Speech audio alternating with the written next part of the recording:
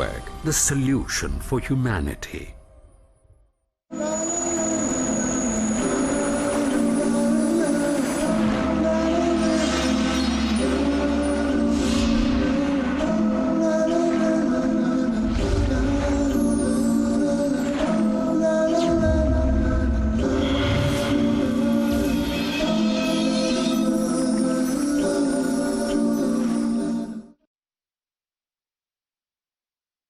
আসসালামু আলাইকুম ওয়া রাহমাতুল্লাহি ওয়া বারাকাতুহু। আলহামদুলিল্লাহি রাব্বিল আলামিন ওয়াসসালাতু ওয়াসসালামু আলা আশরাফিল আমবিয়াই ওয়াল মুরসালিন ওয়া আলা আলিহি ওয়া সাহবিহি আজমাইন। আম্মা বাদ। সারা পৃথিবীর পিস টিভির সম্মানিত দর্শক ও শ্রোতৃমণ্ডলী, আমরা রমাদান ও যাকাত এই শীর্ষক আলোচনায় আপনাদের সামনে ইতিপূর্বে বক্তব্য আমাদের বিদগ্ধ আলেম ওলামাদেরকে নিয়ে উপস্থাপন করেছি। সেই ধারাবাহিকতায় আমরা আপনাদের সামনে আজকে নিয়ে আসছি যাকাতের একেবারে অভ্যন্তরীণ বিষয়াবলী। আমরা আগে তাত্ত্বিক আলোচনা করেছি, পুঁজিবাদী অর্থনীতি, সমাজবাদী অর্থনীতি, ইসলাম কিভাবে সেখানে ব্যালেন্স করেছে এবং ইসলামিক অর্থনীতি যে মানবতার জন্য একটা সবচেয়ে বেশি ব্যালেন্সড এবং উত্তম অর্থনৈতিক বা ইকোনমিক সিস্টেম, সে ব্যাপারে আমরা সংক্ষিপ্ত আলোকপাত করেছি। আমি পরিচালক উপস্থিত আছি ডক্টর মুসলিউদ্দিন, আমার ডানে আছেন শেখ হারুন হোসাইন, তারপর আমার সামনে আছেন শেখ আমানুল্লাহ মাদানী, আমার বামে নিকটে যিনি আছেন তিনি হলেন শেখ সাইফুদ্দিন বিলাল আল মাদানী এবং বামে সম্মুখে রয়েছেন শেখ শহীদুল্লাহ খান আল মাদানী। আসসালামু আলাইকুম ওয়া রাহমাতুল্লাহ। আমরা ইনশাআল্লাহ প্রশ্ন ডান দিক থেকে শুরু করছি শেখ হারুন হোসেনের কাছে, যাকাতের সংজ্ঞা কি এবং ব্যাখ্যা কি? আলহামদুলিল্লাহ ওয়াসসালাতু ওয়াসসালামু আলা রাসূলিল্লাহ ওয়া আলা আলিহি ওয়া সাহবিহি ওয়া মান ওয়ালা, আম্মা বা'দ। শুধুও দর্শকবৃন্দ, যাকাতের যে মূল সংজ্ঞাটা সেটা হচ্ছে হিয়া তাআব্বুদু লিল্লাহি সুবহানাহু ওয়া তাআলা। আল্লাহ সুবহানাহু ওয়া তাআলার ইবাদতের উদ্দেশ্যেই, আল্লাহর সন্তুষ্টির উদ্দেশ্যেই এক ধরনের ধনী ব্যক্তি যাদের সম্পত্তি নির্দিষ্ট পরিমাণ মালের, নেসাবের পরিমাণ মালের অধিকারী হবেন, তাদের কাছ থেকে শরীয়ত নির্ধারিত অংশ বের করে এনে শরীয়তের নির্ধারিত খাতে বন্টন করার নাম হচ্ছে যাকাত। তাই আমরা বুঝতে পারলাম এখানে আল্লাহর ইবাদত অর্থাৎ আল্লাহর সন্তুষ্টি প্রদান টার্গেট। 2 নম্বর হলো যাকাত এক শ্রেণীর ব্যক্তিদের উপরে যারা নির্দিষ্ট পরিমাণ নেসাবের মালিক হবেন, এবং 3 নম্বর তাদের কাছ থেকে মাল কিন্তু বের করতে হবে শরীয়ত নির্ধারিত অংশ, সেখানে অতিরঞ্জন করা যাবে না, শর্ত সাপেক্ষে। এবং 4 নম্বর জানতে পারলাম সেই যাকাতটা অর্থাৎ যে অংশটা বের করে আনা হবে সেটা আবার ব্যয় করতে হবে শরীয়ত নির্ধারিত খাতে। শরীয়তে যেখানে যে খাতগুলি নির্ধারণ করে দিয়েছে সে খাতেই আপনাকে ব্যয় করতে হবে, অন্য কোনো খাতে ব্যয় করলে আপনার যাকাত আদায় হবে না। এটাই স্পষ্ট বিধান। তবে আমি এ প্রসঙ্গে একটি নোট আপনাদের না দিলে নয়, সেটা হচ্ছে যে আমাদের সমাজে একটা কথা প্রচলিত হলো যে যাকাত আর সিয়াম অর্থাৎ রমাদান আসলেই যাকাত, এ কথাটা আসলে যথার্থ নয়। তাই রমাদানের অপেক্ষার কোনো প্রয়োজন নেই। এখানে ফুকাহারা একটি দৃষ্টিভঙ্গি একটু প্লিজ, যেটা হলো এই যে হ্যাঁ, যাকাত ফরজ হয়ে গেল রমাদানের আগে, এখানে বিলম্ব করার কোনো অবকাশ নাই। আপনাকে যখনই ফরজ হয়েছে তখনই তা আদায় করতে হবে, এটার প্রতি সবচেয়ে বেশি গুরুত্ব আরোপ করা হয়েছে। যাকাত আদায় করার জন্য যে তারগীব বা উৎসাহ প্রদান করা হয়েছে, আর যাকাত না দিলে তার যে ভয়ঙ্কর পরিণতি রয়েছে, এ ব্যাপারে যদি শেখ শহীদুল্লাহ মাদানী একটু আলোকপাত করতেন তাহলে। আলহামদুলিল্লাহ ওয়াসসালাতু ওয়াসসালামু আলা রাসূলিল্লাহ, আম্মা বা'দ। যাকাত আদায়ের যে গুরুত্ব তাৎপর্য ইসলামে এসেছে সেটি বলার অবকাশ রাখে না, কারণ আমরা এটাতেই বুঝতে পারছি যে যাকাত এটি ইসলামে কোনো নফল ইবাদত নয়, সাধারণ ফরজ ইবাদতও নয়, বরং ইসলামের যে মৌলিক 5টি রুকন, 5টি স্তম্ভ যেগুলির উপর ইসলাম ভিত্তি করে রয়েছে, সেগুলির মধ্যে অন্যতম হলো যাকাত। এক্ষেত্রে আমি একটি বিষয় স্মরণ করে দিতে চাই, আমরা এই ইসলামের যে 5টি স্তম্ভ রয়েছে এগুলিকে অনেক সময় আমরা এমন সহজভাবে দেখি, আসলে কিন্তু সেই সহজভাবে কোরআন হাদিসে আসেনি। আমরা বলি কালিমা বা ইমান, তারপর সালাত, তারপর সিয়াম, তারপর হজ ও যাকাত, শেষে আমরা যাকাতটাকে ফেলে দিই। আসলে কিন্তু কোরআন হাদিসের কথাও শেষে যাকাত আসেনি। আল্লাহ রাসূল সাল্লাল্লাহু সালাতের আলাইহি সাথে সাথেই ওয়াসাল্লাম যাকাত, আকিমুস সালাহ। সালাতের সাথেই যাকাতের স্থান আল্লাহ রাসূল সাল্লাল্লাহু আলাইহি ওয়াসাল্লাম দিয়েছেন। বরং আল্লাহ রাব্বুল আলামিন কোরআনুল কারীমে অনেক আয়াতে সালাতের আদেশের সাথে সাথেই আকিমুস সালাহ ওয়া আতুজ যাকাত, সালাতের সাথে সাথে যাকাতের বিষয়টি আল্লাহ রাব্বুল আলামিন কোরআনে নিয়ে এসেছেন। রাসূল সাল্লাল্লাহু আলাইহি ওয়াসাল্লাম বলছেন, বুনিয়াল ইসলামু আলা খামসিন শাহাদাতি আল্লা ইলাহা ইল্লাল্লাহ ওয়া আন্না মুহাম্মাদার রাসূলুল্লাহ ওয়া ইকামিস সালাহ ওয়া ইতাইজ যাকাত। তৃতীয় নম্বর স্থান হাদিসেও আল্লাহ রাসূল সাল্লাল্লাহু আলাইহি ওয়াসাল্লাম যাকাত দিয়েছেন। তাই এখানে যখন আমরা পঞ্চম নিয়ে যাচ্ছি, এর মানে যাকাতটাকে আমরা গুরুত্ব কম দিয়ে ফেলছি। আসলে ইসলাম যাকাতকে কম গুরুত্ব দেয়নি, সালাতের সাথে সাথে ইসলাম যাকাতকে স্থান দিয়েছে। এটাই আমাদেরকে প্রমাণ করে দিচ্ছে যে পাঁচটি রুকনের মধ্যে তৃতীয় স্থান লাভ করেছে সেটি হলো যাকাত, অর্থাৎ সালাতের পরেই স্থান হলো যাকাত। এরপরও যেটা বলা হয় যে মানুষের দৈহিক যেগুলি আবাদত, সেই দৈহিক আবাদতগুলির মধ্যে সর্বপ্রথম যেটি এক নম্বরে সেটি হচ্ছে সালাত। এই জন্য আল্লাহ রাব্বুল আলামিন কোরআনুল কারীমে বারবার সালাতকে নিয়ে এসেছেন।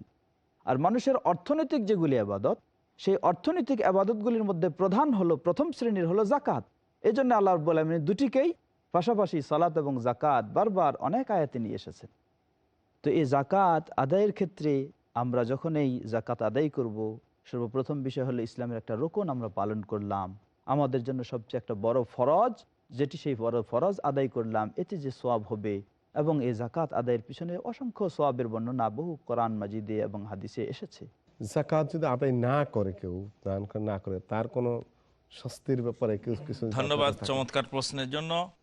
যাকাত আদায় না করলে দুনিয়াতে দুইটা শাস্তি, আর পরকালে তো শাস্তি রয়েছেই। দুনিয়ার শাস্তি হলো যে যাকাত না দেওয়ার কারণে আবু বকর সিদ্দিক রাদিয়াল্লাহু তাআলা আনহু তার সাথে যুদ্ধ ঘোষণা করেছে। বুখারী বর্ণিত মা আয়েশা সিদ্দিকা রাদিয়াল্লাহু তাআলা আনহার হাদিস যে মা হাবাসা কওমুনিজ যাকাতা ইল্লা হাবাসাল্লাহু আনহুমুল কাতরা। মানুষ যখনই যাকাত বন্ধ করবে তখনই আল্লাহ পাক রহমতের বৃষ্টি বন্ধ করে দিবেন। অনুরূপভাবে আল্লাহ রাসূল বলেছেন, ইরহামু মান ফিল আরদি ইয়ারহামুকুম মান ফিস সামা। দুনিয়াবাসীর উপর তোমরা রহমত করো তো আসমানওয়ালা তোমার উপর দয়া করবেন। আল্লাহর দয়া পেতে হলে বান্দার উপর দয়া করতে হবে। তো কাজে যাকাত না দিলে দুনিয়াতে শাস্তি এবং আখিরাতের শাস্তি তো বড় ভয়াবহ।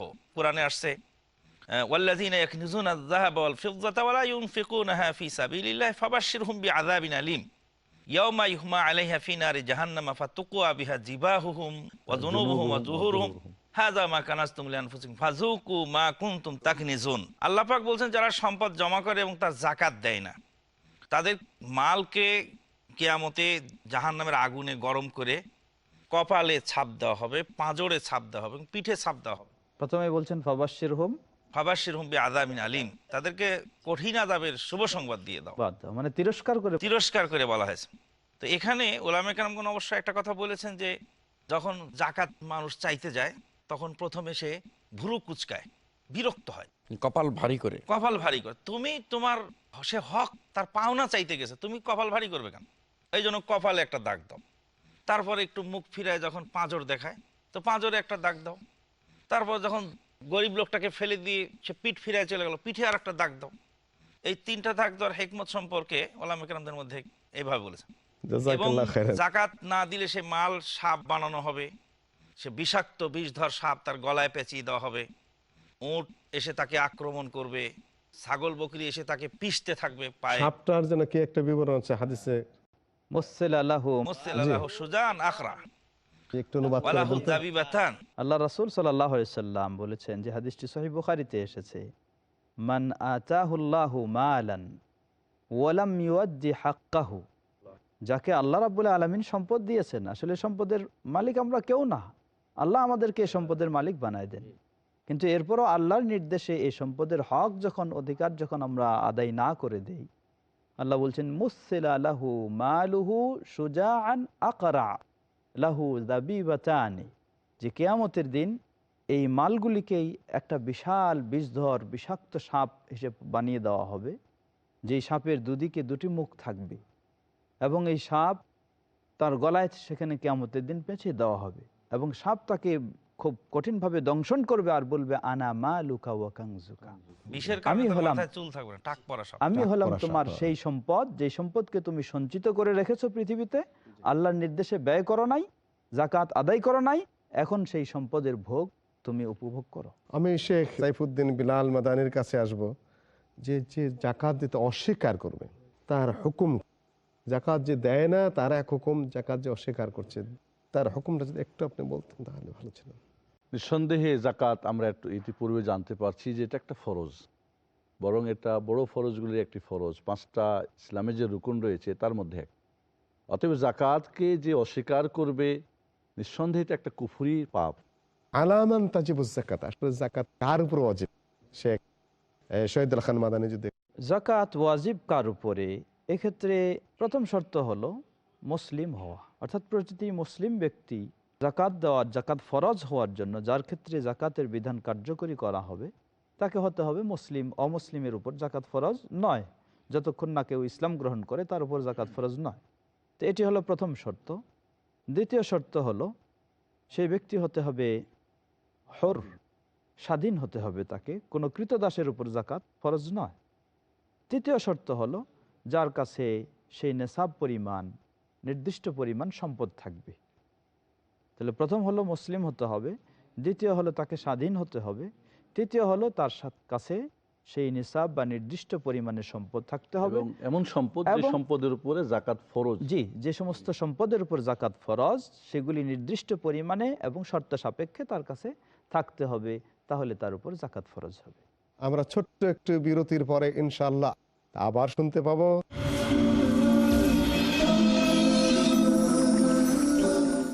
যিনি করেন শুধু আল্লাহর উপাসনা, জান্নাতের সবথেকে বড় নিয়ামত হচ্ছে আল্লাহ রাব্বুল আলামিনের দর্শন লাভ। কোরআনের আদেশের উপরে আমল, সুন্নাতের অনুসরণ। কোরআন ও হাদিসের মাধ্যমে আল্লাহ বলছেন ওয়াসারিউ, তাড়াতাড়ি করো। শেখ হাসিম মাদানী। জান্নাতে কি থাকবে আমাদের জন্য? আমরা যা চাইবো তাই সেখানে পাবো। তিনি নিশ্চয় হবেন সফল। জান্নাত তৈরি করা হয়েছে উইদ্দাত লিল মুত্তাকিন, মুত্তাকিদের জন্য। কেন চলতে হবে আল্লাহর ভয় নিয়ে সব সময়? দেখুন জান্নাত যাবার পুঁজি, কাল রাত 10:30 বাংলাদেশে ও রাত 10টায় ভারতে, পিস টিভি বাংলায়। এই রমজানে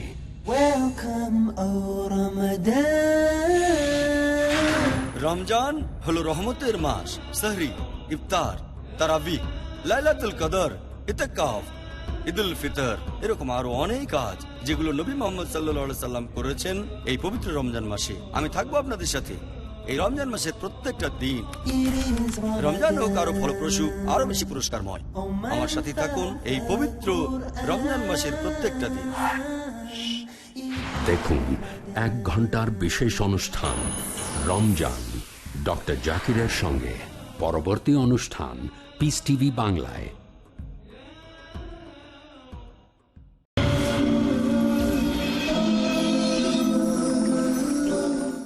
শেখ সাইফুদ্দিন বিলাল সাহেব মাদানীকে প্রশ্ন করেছিলাম, জানতে চেয়েছিলাম তার কাছে যে জাকাত অস্বীকার যারা করে, জাকাত প্রদানে যারা আগ্রহী হয় না বা চাইলেও দেয় না, তাদের কি কি বিধান রয়েছে? আমরা বলছিলাম যে জাকাত অস্বীকার করলে তো এটা একটা কুফরি পাপ, অর্থাৎ ইসলাম থেকে সে বের হয়ে যায়।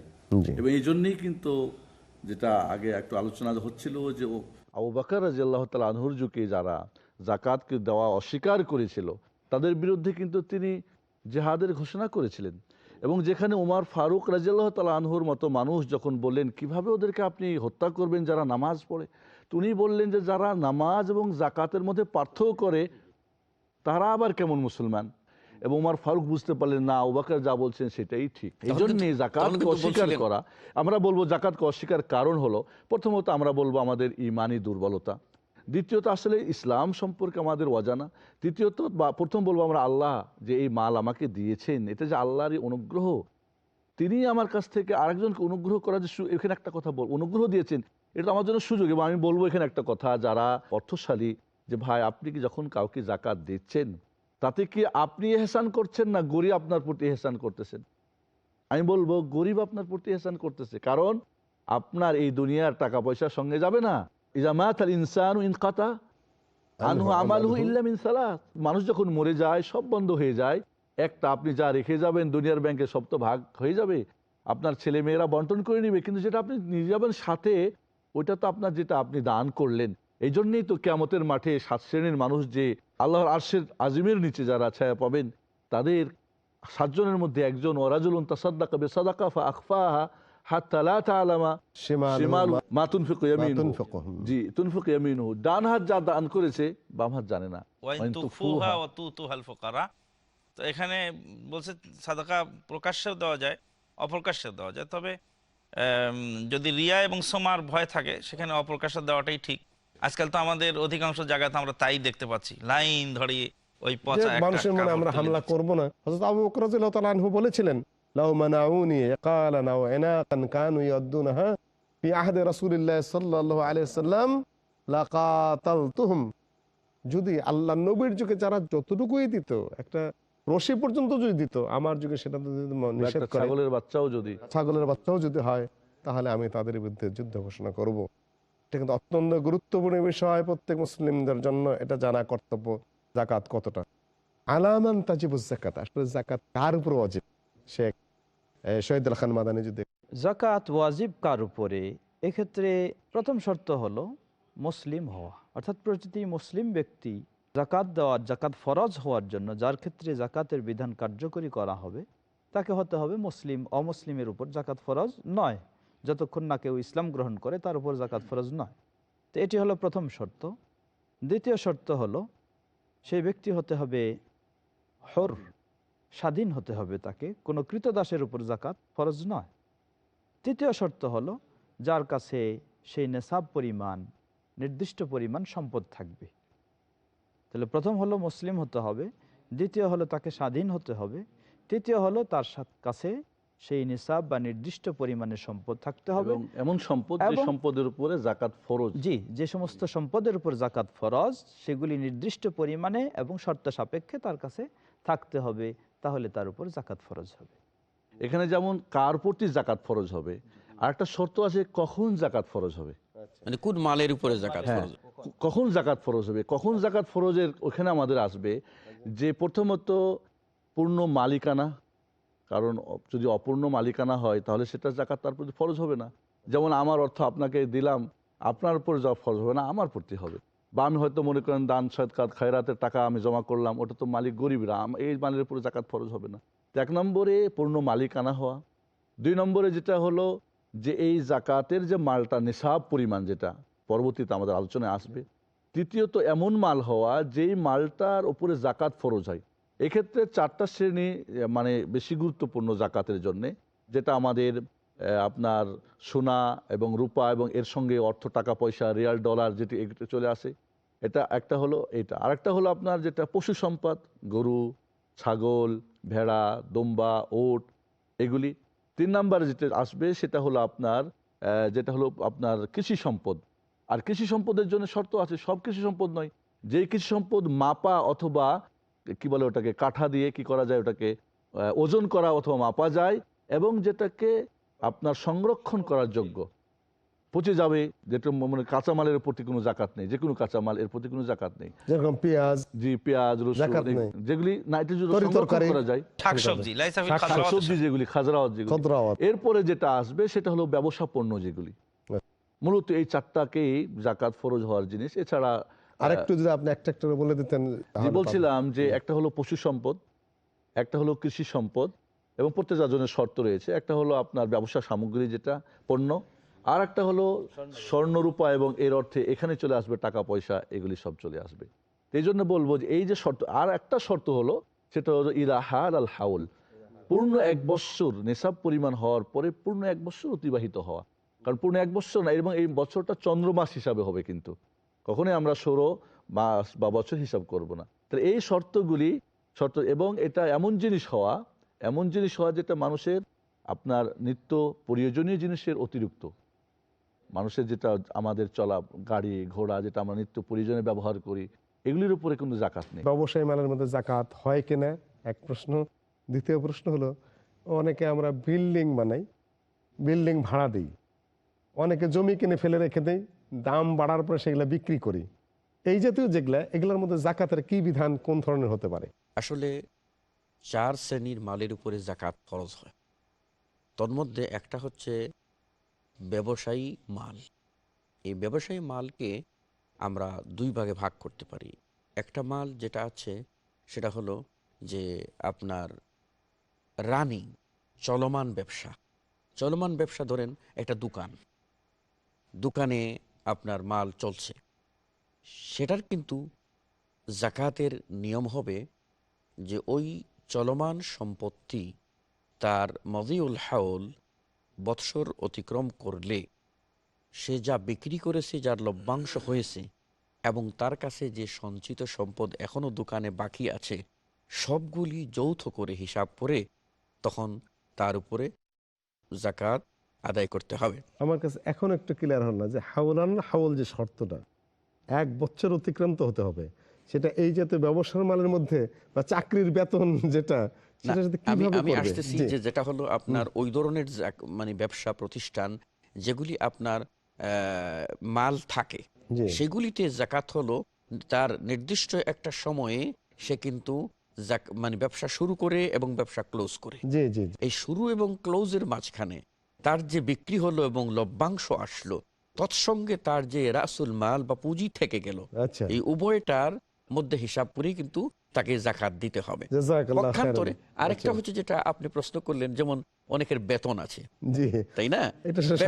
জি জি জি, বেতন যদি থাকে তাহলে কিন্তু ওই বেতনটা সে নিত্য প্রয়োজনীয় যে খরচ, তার সংসারের ব্যয়ভার, এটা নির্বাহের পর তার কাছে যদি সঞ্চিত থাকে এবং সঞ্চয় যে মাসে গিয়ে নেশাব পরিমাণ হয়ে যাবে, তখন থেকে তার হাউল গণনা শুরু হয়ে যাবে এবং পরবর্তী বছর আবার ফিরে আসা পর্যন্ত সে যদি কোথাও বিপদগ্রস্ত হয়ে খরচ না করে, তাহলে কিন্তু ওই সব পরিমাণে কমে না চলে আসে, তাহলে কিন্তু তার উপরে জাকাত আপনাকে ফরজ করতে হবে। এবং এর উপরে আপনাকে অনুমান করে নিতে হবে যে বাড়ি ভাড়াগুলি যেগুলি দেই, সেগুলিও ভাড়াটা যখন আপনার কাছে আসবে, মূল মালের উপরে জাকাত আসবে না, আসবে বিল্ডিংটার উপরে জাকাত আসবে না, বিল্ডিংয়ের উপরে জাকাত আসবে না, আসবে ভাড়ার উপরে। এবং ভাড়া উঠাইয়া আপনার নিত্য খরচের পর যখন দেখা যাবে যে পরিমাণ জমা রেখেছেন, এই জমা করতে করতে গিয়ে দেখা গেলো যে মাসে গিয়ে নেশাব পরিমাণ হয়ে গেল, পরবর্তী বছরের ওই মাস আসার পর দেখা গেলো যে না, ওই নেশাব পরিমাণে আছে, কমে নাই, তখনই আপনার উপরে জাকাত। সেখানে যেটা মিল ফ্যাক্টরি, এখানে কিন্তু অসংখ্য এদের মেশিনারি জিনিস যেগুলি অনেক দাম, কোটি কোটি টাকা দাম, এগুলির উপরে জাকাত আসবে না। এটার প্রোডাকশন থেকে আমাদের জাকাত। এইভাবে মনে করেন যেগুলি গাড়ি যে ব্যবসা আমাদের ট্রান্সপোর্টের, এক এক মালিকের 400-500 গাড়ি আছে, এই গাড়িগুলোর উপর আসবে, গাড়ি থেকে যে টাকাটা আমাদের আসবে, এটা যখন শর্ত সাপেক্ষ হবে তখন ওই টাকার উপর আপনার জাকাত খরচ হবে। ওই একটা প্রশ্ন হারিস সাহেবকে করেছিলাম, ওটার আবশ্যক আমাদের মাদানে যদি জমির জন্য যে ব্যবসার জন্য জমি লোকের আছে, জমিটাই তার ব্যবসা, জমি কেনে আর বেচে, তো তা আমরা মনে করব যে সেটা তার জমিটা হলো তার ব্যবসার পণ্য, যেহেতু সে প্লট কেনা বেচা করে। অনুরূপভাবে যারা ফ্ল্যাট কেনা বেচা করে বা বিল্ডিং বানিয়ে বিল্ডিং বিক্রি করে, তাদের ব্যবসার পণ্য ওই বিল্ডিংটা। একটি হলো জমি কিনা রাখলাম, ওই দিন থেকেই 1 বছর যাওয়ার পরে জাকাত হবে নাকি? আর দ্বিতীয় প্রশ্ন হলো গহনা কাটে যে মেয়েদের, এটা যদি একটু যোগ করে দিতে। যেটা জমি সংক্রান্ত বিষয়ে আলোচনা হচ্ছিল, আমরা সাধারণত জমির বিষয়টাকে 3 ভাগে ভাগ করতে পারি। এক হলো জমি কিনেছি আমি, সেটা আমার বসবাসের জন্য হতে পারে, তাহলে এক্ষেত্রে কোনো জাকাত নেই। দ্বিতীয় হলো জমি কিনেছি আমি, সেটি আবাদি জমি, চাষাবাদের জন্য কিনেছি, তাহলে সেখানে সেই টাকাটার থেকে কোনো জাকাত নেই, বরং চাষাবাদ করে যেই ফসলগুলি উৎপাদিত হবে সেখানে যেই ফসলগুলির জাকাত দিতে হয় সেগুলির জাকাত দিতে হবে। তৃতীয় হতে পারে জমি আমি এটা ব্যবসার জন্য কিনেছি, এটা কিছুদিন ধরে রাখলাম, আবার এটা বিক্রি করে ফেলবো, তাহলে এই যে অর্থটা আমি এখানে বিনিয়োগ করেছি, সেই অর্থটা থেকে সেখানে বছর বা সময় যেদিন থেকে আমি কিনে রাখবো সেদিন থেকে সে পরিমাণ, ওই দিন থেকেই হিসাব হবে। এখানে একটা যেদিন তিনি বছর পরে সেই দিন জমির দাম কত, কিনা দামে না, আচ্ছা, প্রতি বছরের বিক্রির দাম হিসাব করে জাকাত বের করতে হবে। আচ্ছা, যেদিন জমিটা কিনলাম সেই দিন থেকে 1 বছর পরে জাকাত দিতে হবে, জাকাত দিতে হবে জমির দাম কত হলো সেদিন তার উপরে। সম্মানিত সারা বিশ্বের দর্শক শ্রোতা, পরবর্তী অনুষ্ঠান দেখার আমন্ত্রণ জানিয়ে এই আসর এখানেই শেষ করছি। আখির দাওয়ানা আলহামদুলিল্লাহি রাব্বিল আলামিন। আসসালামু আলাইকুম ওয়া রাহমাতুল্লাহি ওয়া বারাকাতুহু।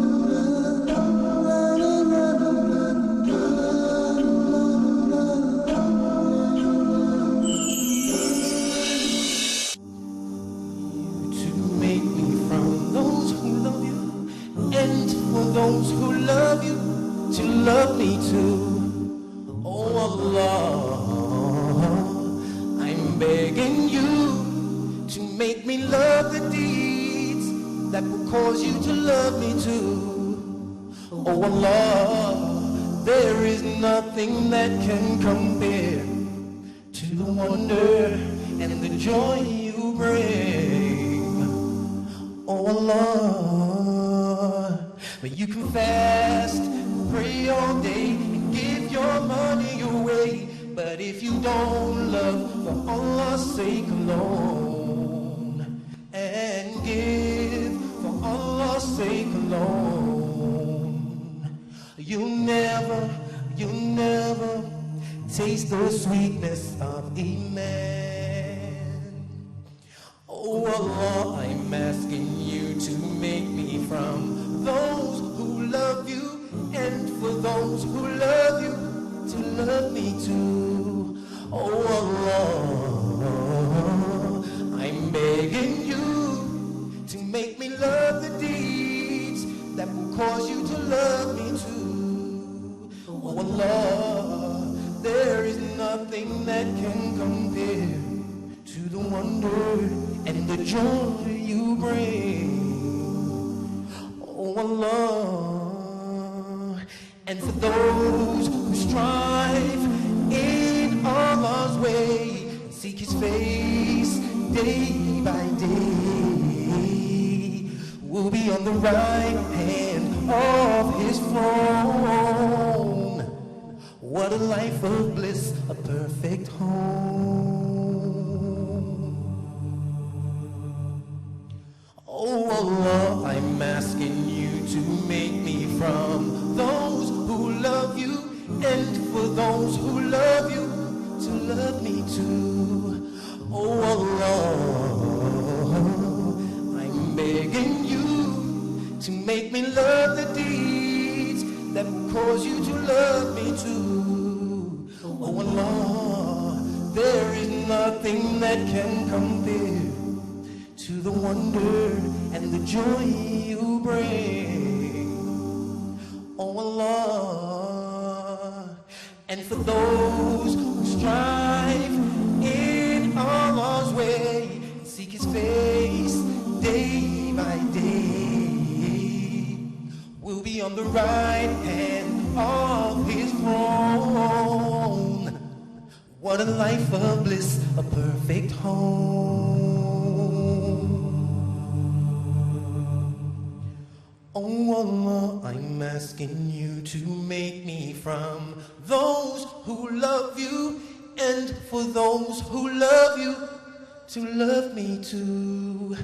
Oh Allah, I'm begging you to make me love the deeds that will cause you to love me too.